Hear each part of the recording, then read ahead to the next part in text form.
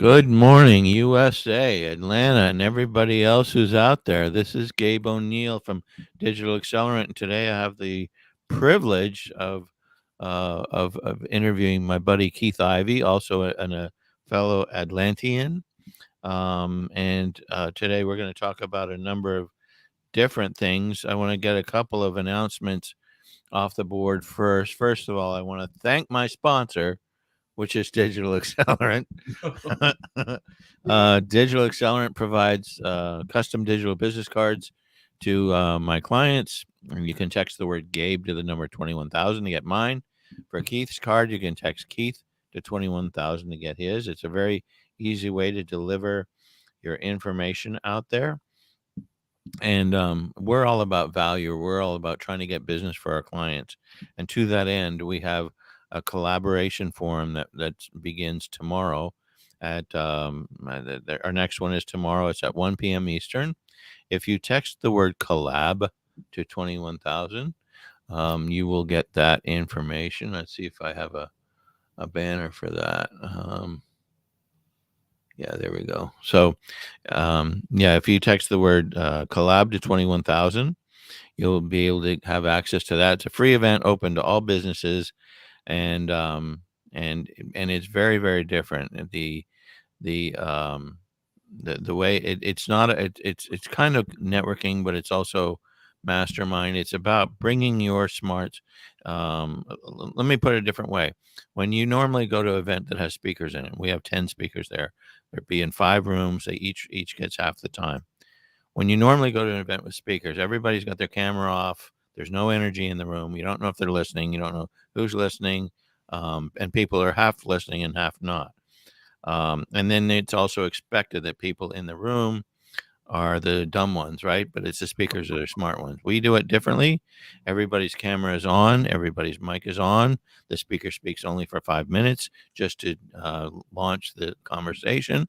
And then we ask everybody to join in and offer their value along that with that. And by doing so, you can make a lot deeper connections and get to know people in a much quicker way.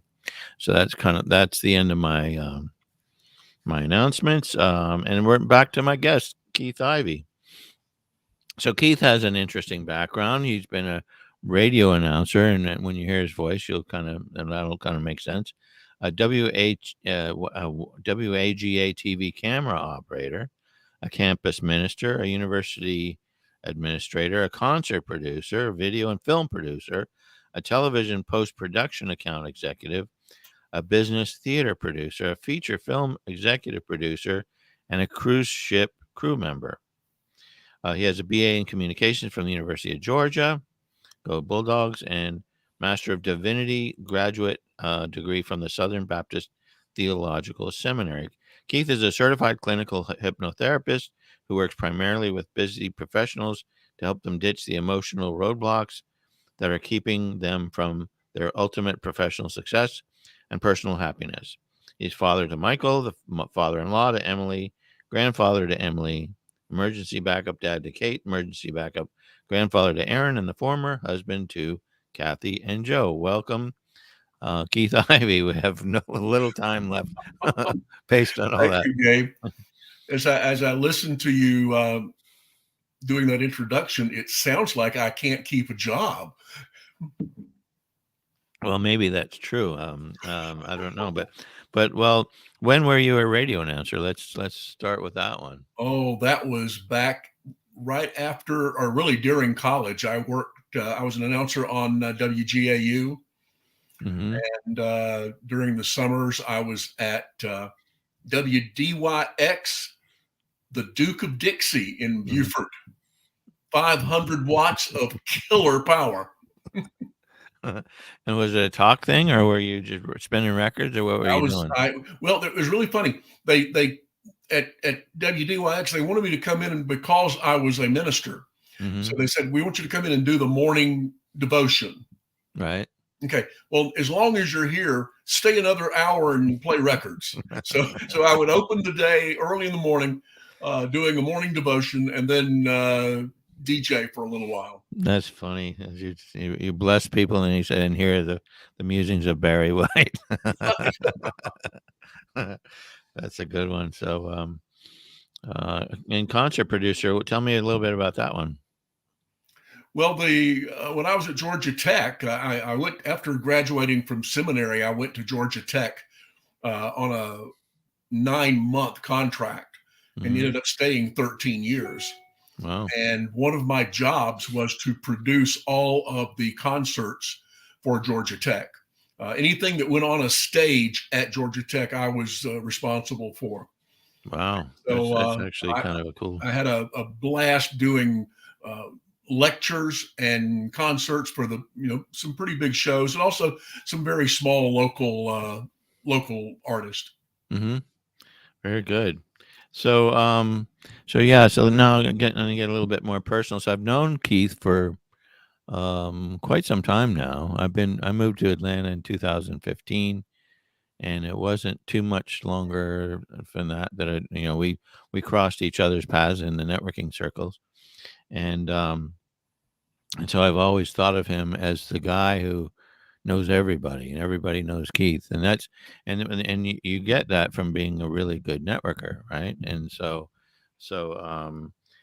tell me how you started in getting involved with that and in the Atlanta area. Well, I left Atlanta. Well, in fact, I've left Atlanta a couple of times and gone off to different places, but I always seem to come back to Atlanta area. And the last time I left Atlanta, I left to go work on cruise ships. And I thought that cruise ships would be my career for the rest of my life. And it turned out it did not. And so I came off of ships. I came back to Atlanta and said, what am I going to do? Because I have no job. I've got no people that know me really well because Right. everything's sort of moved along. And somebody said, you need to start going to networking events. And so I went on Meetup and started going to networking events all over the town. I did 5 or 6 networking events every week. And it became my social life. And it also became the foundation for all my businesses. Hmm. Absolutely. I think I had a similar experience when we moved from Maryland. We knew one person through Twitter, and Mm, that's how we got down here, and we didn't know that well either.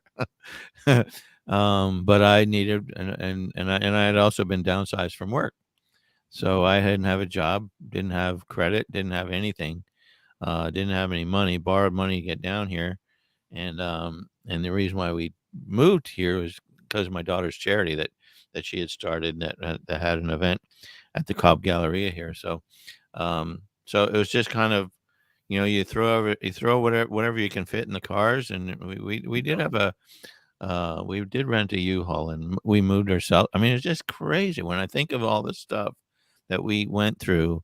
We got 2 cats and a dog, and my daughter, we pulled her out of being of high school as a junior. We pulled her out, and mm, so she had to spend.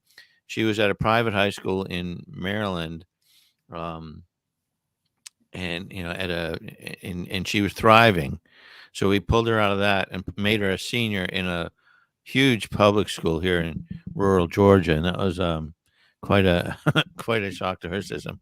But thankfully, she's 23 now, and she's a casting director for Central Casting and thriving. She loves her job. Got promoted quickly. She couldn't be happier. So good for her. I didn't ruin my daughter's life. That's one thing that I that I'm kind of proud of. But anyway, so when we moved down here again, it was how do you get to know people? It's networking. Yeah, And thankfully, which I didn't know this, Atlanta has some great networking opportunities. that's right. They're endless. They're absolutely endless. The way the city is structured, there's not only Atlanta, but there's all these surrounding towns that are cities in and of themselves in their own right, like Marietta, Kennesaw, Roswell, Canton. I mean, there's so many of them, and each one has their own hub of networking, and each one has plenty of different networking. So I was the same as you. Um, I was I did the same thing. I was going to 5, 6 a week, and that's how I got to know people, and because when I worked in Maryland, I was just a software developer, and I worked at home for 16 years without any networking at all. So it was Yeah. a big shift for me, but it thankfully it worked out. Well, I have often said I have one friend that did not come from networking. Every Sunday morning, I meet my college roommate for breakfast. Hmm. That was a million years ago. Hmm. So you take him off the table, and my two ex-wives, everybody I know came from networking events. Interesting. Yeah. Yeah, that's something. I mean, I didn't. I mean, and I'm sure that for me, it's the same down here, except for I can pick one out too. My neighbor Chuck. My Mm-hmm. neighbor Chuck is nicest guy. He he helped us out of my daughter's battery didn't start, and he was out in the front, and oh, I've got a charger, so he came over and he did that. He charged up her battery, and he told us where to buy a battery for cheap, which was great. And so we fixed that. 2 weeks later, my battery died. So who do you think the door I knocked on was Chuck's, and he hooked me up. But other than that, you're right. It's not, it's everybody, and not only for me now, because the pandemic had really kind of forced me to. Obviously, there was no networking, and it was so sudden. It was like I remember it was like announced, like okay, everything is shut down next week and indefinitely, and I thought I was dead, but now I've kind of traversed or translated whatever the word I'm looking for to doing it nationally, and now I've got a ton of people that I know from all over the country. Then some of them are, yeah, they're. I mean, we hang out. I mean, we hang out virtually, but we hang out. It's Yeah. really kind of interesting. So, I know you got so good to the point you where you were teaching people how to network. What kind of things were you observing that they were doing wrong, and Well, how and did you? that's exactly how I got into this. When I started networking, I didn't know how to do it.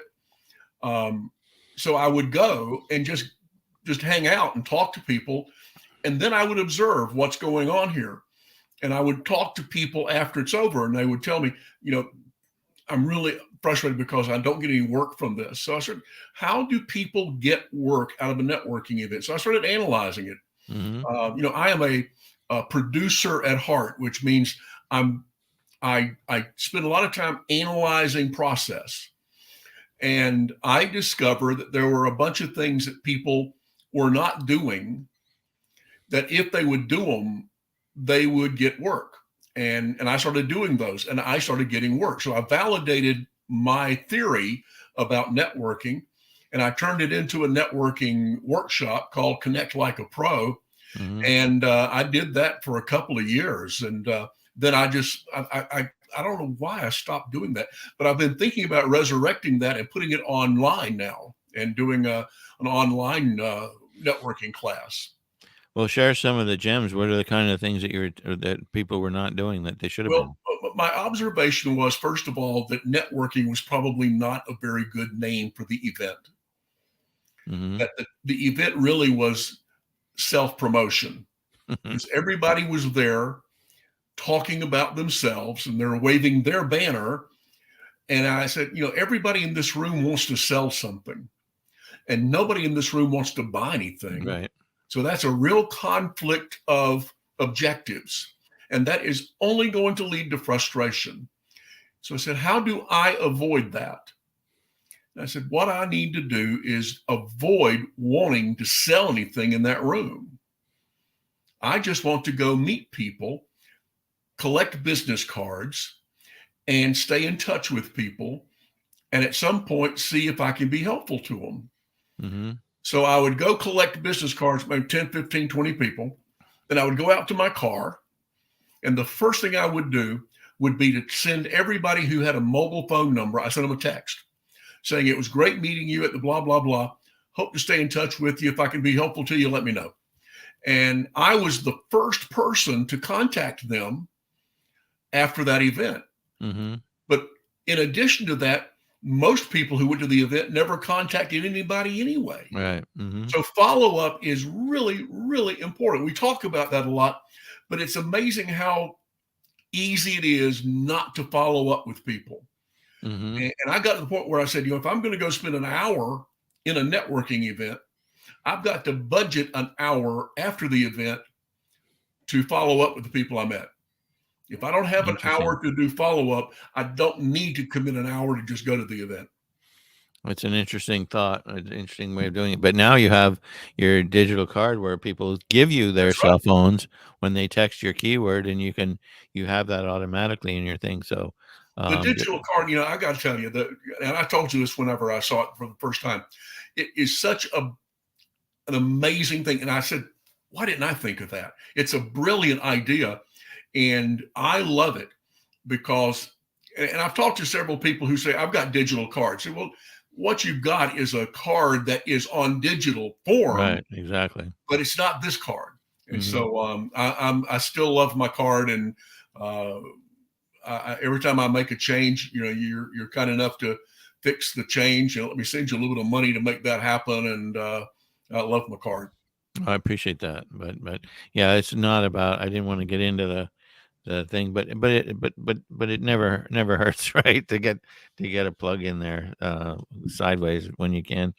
But yeah, I think for me, it's that is interesting because so follow up is definitely one of them, and you're right. People, but those events that you're talking about, what I learned was instead of because in the beginning, I would go to all the different events, and I would the interesting thing was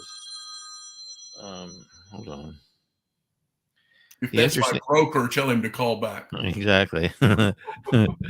The interesting thing about I should shut that thing off. It just kind of threw me off. But I just lost my train of thought, which is great for something like this. Anyway, so what were Where we were talking? we? Well, let me tell you. You asked me about things I had learned, Right. and I back when I lived in California, I took a marketing class with a guy who ran the home shopping network. Okay. And I was studying to produce movies, and he said, "What I'm going to teach you will apply to producing movies." And he said, "When you're getting ready to do a pitch, you never start with, 'Hi, I'm Keith Ivey, and I am a movie producer.'" Right. He said, "We would never do that at Home Shopping Network. When you get on Home Shopping Network, the first thing you say is what we call a grabber. Mm-hmm. Grab somebody's attention, and your name does not grab attention. Right. What you do doesn't grab attention." So I started, at that point, I had a company that I promoted, and say, today I would say, "I'm Keith Ivey," and you know how people sometimes feel really frustrated because their emotional blocks are keeping them from having Mm-hmm. success. Mm-hmm. I help them overcome that. I'm a hypnotherapist, Mm-hmm. as opposed to saying, "I'm Keith Ivey and I'm a hypnotherapist," because nobody cares Interesting. that I'm a hypnotherapist. Right. They care about what it is that a hypnotherapist does to help them solve a problem. Interesting. Yeah. Yeah. It dawned on me what I was trying to get out before, but um, when I would be going to those networking events, I would stick with them regardless of the success that I'd have in them. Mm-hmm. Because if I quit them, I figured, well, that's a quitter. Doesn't do that. You got to be consistent. You got to keep going. You got to keep going. You got to keep going. And it was really kind of a fine line where because sometimes you're swimming in the wrong pool, right? Right. You're just swimming in the wrong pool. So when we did when the pandemic happened and I started going online, it was the same thing. I was involved in all these different networking things, and some of them were, oh my gosh, they were brutal because people were doing that. They were just, oh, I don't have any money for you, but I really want you to, I really want you to buy my stuff, and it was absolutely brutal. And And I actually did okay. I mean, I did some business there, but I realized that no, this isn't the right pool. But I did find the right swimming pool. Um, I'll give them a plug. It's M3 linked. Mhm. I interviewed Joe Beck. He's the he owns 4 of the franchises, or 3 of them, I think, and he runs another one, and it's just the most fantastic networking that I've ever been associated with. So, I get, and right now I get 80% of my business from that. But is it me just selling? No, it's me really connecting with these folks, trying to see how much I can help them. Like, oh, what I've turned into is somebody who can't get enough of trying to help other people. And that's where I think the success in networking is. If you work as hard as you can to help other people, then that will come back to you. And that's really what we're doing here. So yeah, networking's come a long way for me. I do miss a lot of the people that I go to locally. I want to get out to those local events, but it takes so long to get there. Yeah. And guess what? It's freezing outside or it's raining outside, and then I gotta come all the way back, and who knows who's going to show up, and so it's just so much more efficient to do it online anymore. But yeah, so. Um, Okay, so let's get into the other part of it. So, you have quite a variety of different things. What got you into the hypnotherapy part? Well, it sort of goes back to networking.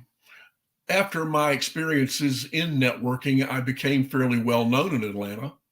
And like you said, everybody knew me and I Right. knew everybody. And the downside of that is that you create a brand and you have to be faithful to your brand. Mm-hmm. And as I went through the process of living, I was very successful professionally, but my personal life was falling apart. And I couldn't tell anybody that. Right. Nobody knew that I was crashing and burning. Right. And I went to a networking event. I think it was the Marietta Business Association had a night thing at the aquarium. Uh-huh. And I'm talking, and a woman comes up to me and she puts her arms around me and she whispers in my ear, "You need to come see me." And I said, "Sure, I'll go do that." But she was a hypnotherapist. And I had no intentions of going to see Angela. Right. But a couple of weeks later, we were at another networking event and she put her arms around me and she said, "Make the damn appointment." So just to get her off my back, I made the appointment and I said, "I'll go see Angela one time and get her off my back." So I went, I sat with her for 1 hour, and that 1 hour changed my life. I would say that 1 hour saved my life. And I went back to see her almost every Friday for several months. And at some point during the process, I said to her, "Do you think I could learn to do what you're doing so I can help other people the way you help me?" She said, "I think you can." So I went to school, I studied and got certified and started a practice, quit my job. And that's how I became a hypnotherapist. I didn't go looking for hypnotherapy. It came looking for me. So when she first approached you, did you have a conversation before she told you need to see me, or did she just out of the blue say that? Well, we knew each other. We had Okay. been in MBA, so it wasn't like a strange I woman got you. I coming up. got you. Okay. I Yeah, got you. but she is a very intuitive person, Right. and she could look at me and see something that other people would never see. Got you. Very And the way I interesting. looked concerned her. And I will always be grateful to Angela for not only seeing but acting on what she was seeing. Interesting. Interesting. So what is it like when you're hypnotized? Well, everybody who gets hypnotized probably reacts differently. There's not one thing that happens to everybody. In fact, the thing that I guess most people don't really realize is that we all get hypnotized every day. Hypnosis is a very normal experience of daily life. If you are driving to a meeting and you get to that meeting and you do not remember how you got there because your mind was somewhere else and Mm-hmm. your body was on autopilot, you were in hypnosis. You were focused on something else. And that's all hypnosis is radical focus on one thing. And so it can be very relaxing. It can be very calming. It can be where you, if I'm doing hypnosis, you hear my words, but they don't mean anything to you because your mind is over here wandering. But your subconscious mind is taking in what I'm saying. And so it's a most of the time it's a very pleasing process. However, in the therapy that I do, I am working with people who have come to me with emotional issues that have to be resolved. Mm-hmm. They've tried everything to get them resolved, and I am the last stop on their help train.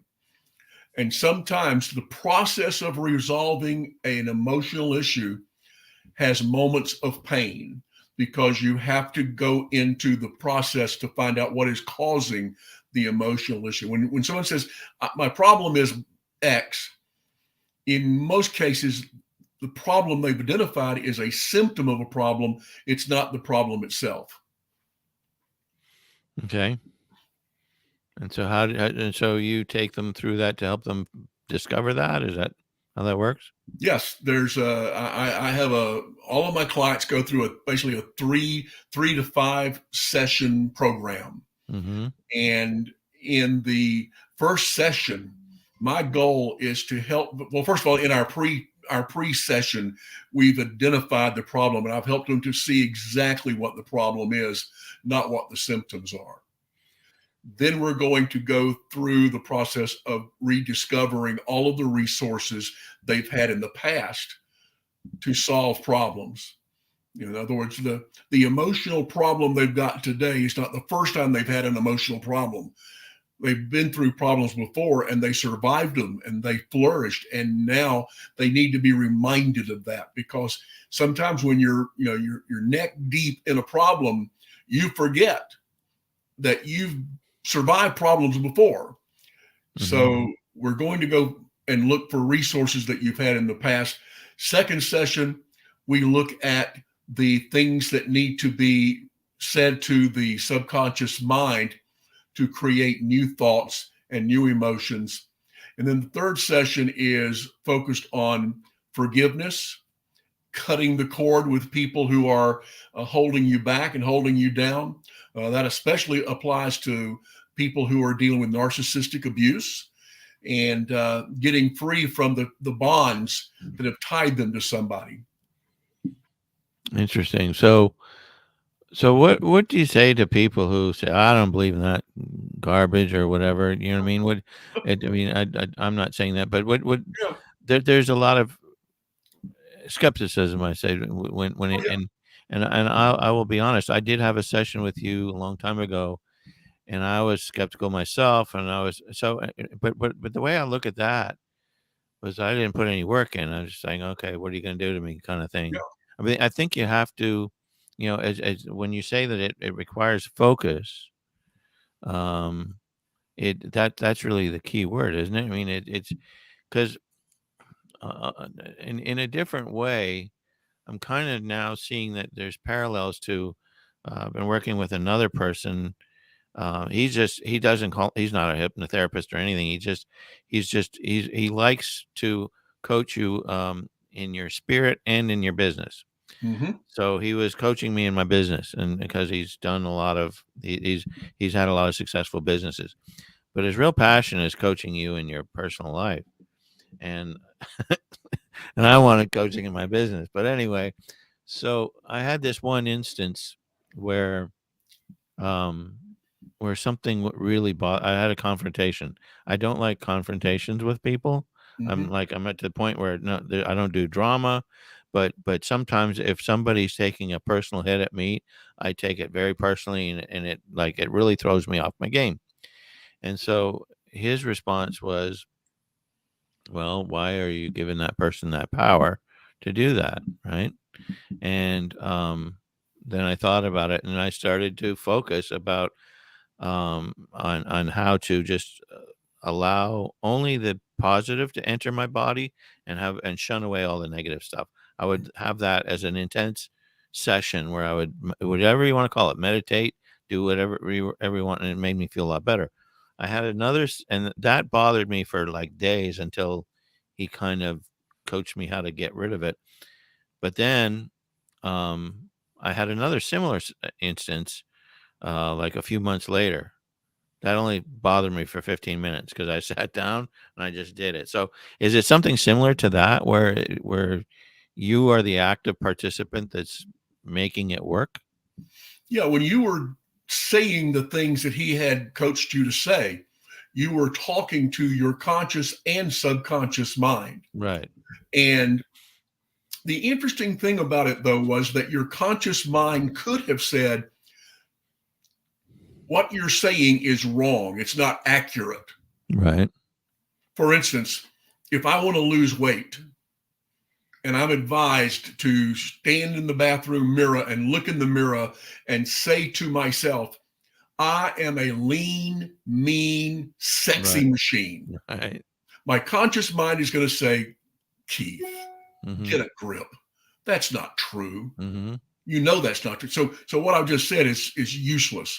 Right. If I stand in front of the mirror and I say, I'm in the process of becoming the ideal weight that I desire, that Mm-hmm. is true. Consciously and subconsciously, that is Right. accurate.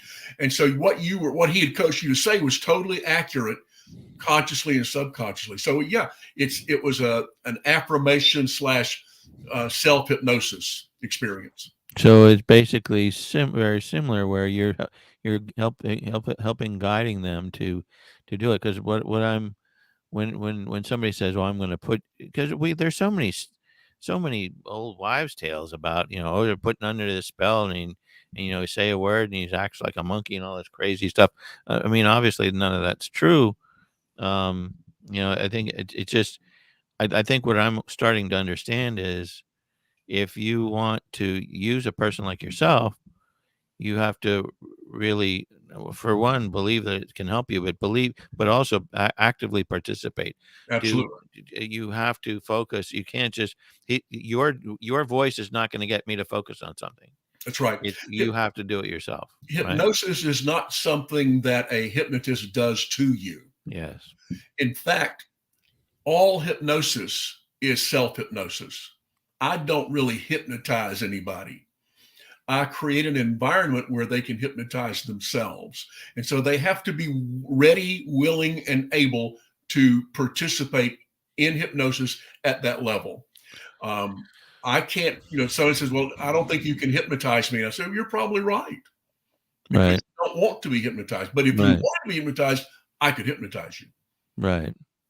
But I'm wondering if the semantics are hurting. I mean, do you find that so say and I'm just throwing this out there. Say you called yourself a spiritual counselor or something like that.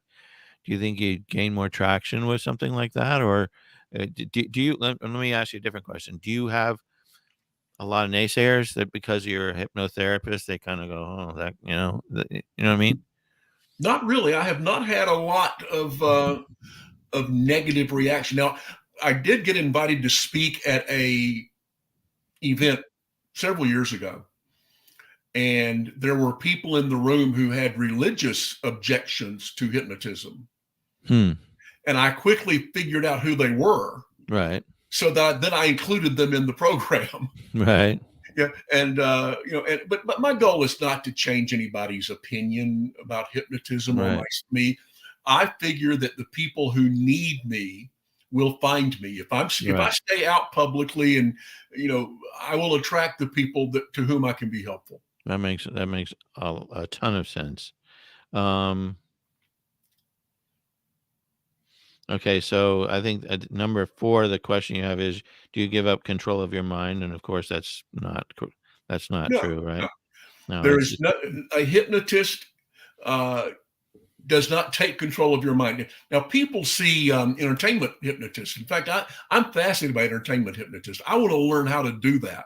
I'd love to be able to put 25 people on a stage and go through 10 or 12 hypnotic experiences for them and with them for the entertainment of the audience and myself.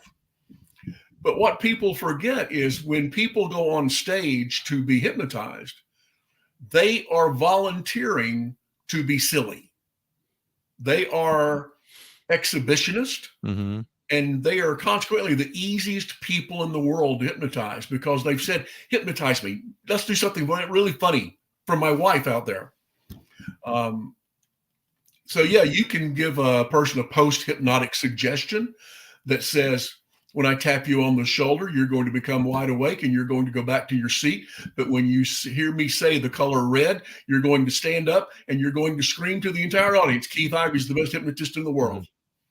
I'll say red, you'll stand up. Why? Because I've told you to. Right. And you have agreed to do it. Yeah, it's crazy. So what is hypnotherapy best used for? Hypnotherapy is best used for anything that has an emotional cause. For instance, if you come to me and say, my biggest problem is that I procrastinate all the time. I never get anything done. I am a procrastinator. And my job is to figure out if your procrastination problem is emotional or strategic. It's very likely you don't need a hypnotist, you need a business coach or a life coach. Right. But if your problem is related to a childhood trauma, for instance, where you were told as a 5-year-old, you're not very good at this and you're never going to do really well. So I would not recommend that you try that. And you've carried that idea over and over and over again. Yeah, now we're talking about an emotional source of a physical problem that we can deal with. But generally, I'm dealing with people who've come to me, depression, anxiety, fear, phobias. Do you have a success story from one of your clients? I really do. This was very, very early in my practice. A young man came to see me, and he didn't fill out a input form or an intake form. And normally I would not have taken him on, but for some reason I still agreed to see him. And he sat down in the chair. This was back when I was seeing clients, in the office. Right. And he said, I'm embarrassed to tell you what my problem is. I said, well, I've heard a lot of stories and nothing really shocks me, and just talk to me about what's going on. He said, I am attracted to young girls, and I am afraid that I'm someday going to do something that will destroy my life and the life of someone else. He stopped me cold because that was not what I expected to hear. But here's a 32-year-old man saying, I am fascinated by children who are female. Oof. And honestly, that was my emotional reaction was, whoa. Right. I don't know what to do. Right. I did not know what to do. Obviously, if he had confessed to molesting children, my obligation would have been to report him. Right.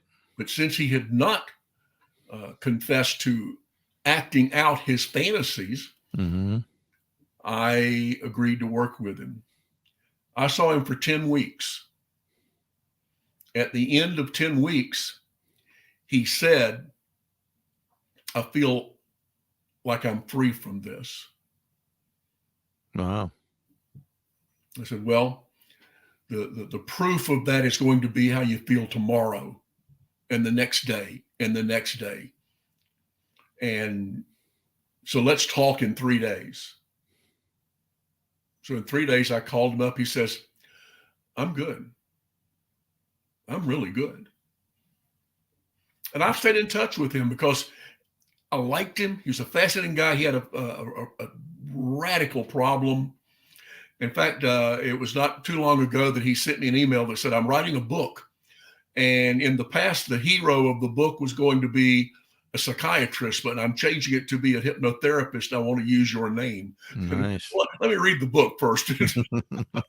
But, so I think that's my most dramatic Wow. story. I had a really interesting man who was a CEO of a major corporation. And he said, the problem that I've got is really weird. He said, I travel all over the world. I speak to groups all over the world, and I know no fear in front of an audience until I have to walk into the boardroom and speak to my board of directors. And before I do that, I have to go to the bathroom and throw up. And frankly, I find that embarrassing and stupid.